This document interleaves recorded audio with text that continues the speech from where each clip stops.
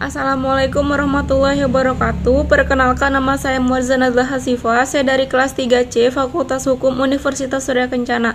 Di sini saya akan mereview jurnal yang telah diberikan oleh Ibu Dr. Haji Heni Nuraini SHMH beserta asisten dosennya, yaitu Bapak Dr. M. Rendi Aryandi SHMH. Pada jurnal selanjutnya yaitu ada kebijakan hukum pidana dalam upaya penanggulan prostitusi sebagai pembaharuan hukum pidana.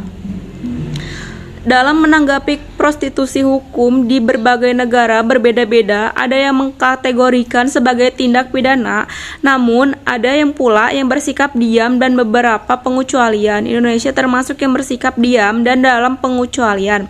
Pangkal hukum pidana adalah Kitab Undang-Undang Hukum Pidana KUHP sebagai apa yang disebut hukum pidana umum. Di samping itu terdapat pula hukum pidana khusus sebagaimana yang tersebar di perundang-undangan lainnya. Berkaitan dengan prostitusi, KUHP pengaturnya dalam dua pasal, yaitu pasal 296 dan pasal 506.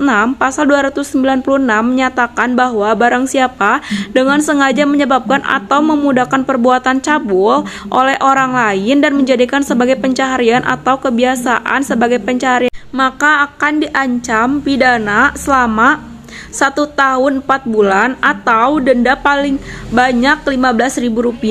Sedangkan pasal 506 menyatakan barang siapa yang menarik keuntungan dari perbuatan cabul seorang wanita dan menjadikannya sebagai pelacur diancam sebagai pidana kurungan paling lama 1 tahun. Dari situlah dapat diketahui bahwa hukum pidananya hanya mengkategorikan prostitusi sebagai suatu tindak pidana terhadap tindak perantaranya. Dalam hal ini, kepolisian hanya mempunyai ruang gerak untuk melakukan tindakan hukum terhadap perantara bila mana terdapat perantara, germo atau mucikari. Kegiatan prostitusi ini akan tetap berjalan selama masih banyak pelanggannya.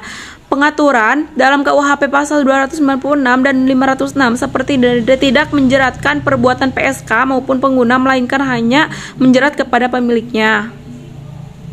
Lalu, kegiatan konstitusi akan tetap berjalan selama masih banyak pelanggan. Peraturan dalam KUHP pasal 296 sampai 506 seperti tidak menjerat perbuatan PS3 maupun pengguna, melainkan hanya sederajat kepada pemilik rumah bordil, mucikari dan makelar atau calo. Dari perbuatan pelacuran amat sulit diterapkan pada wanita pelacur dan tamu yang datang mengunjunginya, sehingga setiap razia dan penertiban pelacuran oleh aparatur negara hampir tidak pernah ada tamu yang mengunjungi pelacuran tersebut ditangkap.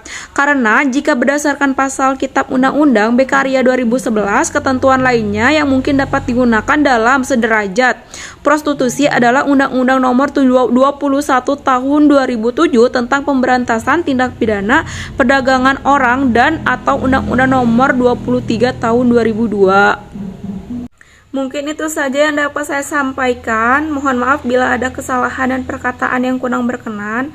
Wabillahi taufiq wal hidayah. Wassalamualaikum warahmatullahi wabarakatuh. The next video.